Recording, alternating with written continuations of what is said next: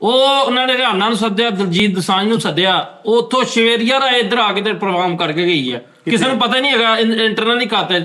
ਅੱਛਾ ਐਸ਼ਵਰੀਆ ਰਾਏ, ਸ਼ਵੇਰੀਆ ਰਾਏ ਕੋਈ ਨਹੀਂ ਹੁੰਦੀ ਭਾਜੀ। ਉਹਦੇ ਦਿਲਜੀਤ ਦੋਸਾਂਝ ਸਾਹਿਬ ਪਰਫਾਰਮ ਕਰਕੇ ਤੇਰੇ ਇਸ ਬੱਚੇ ਤੇ ਅੱਕੂ ਖੁਸਰਾ ਜਿਵੇਂ ਸਾਨੂੰ ਭਾਜੀ ਅੱਕੂ ਖੁਸਰਾ ਦੇਖਿਆ ਡਬਲ ਪਾਲ ਪਾਉਂਦਾ ਇੱਧਰ ਵੀ ਤੇ ਇੱਧਰ ਵੀ।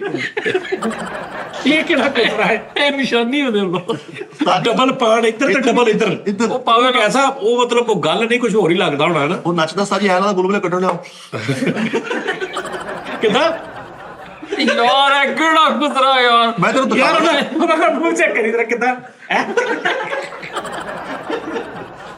ਯਾਰ ਨਹੀਂ ਜਰਾ ਵਜਾ ਦੇਣਾ ਨਾਲ। ਚਲੋ। ਆ ਕਿੱਦਾਂ ਨਾ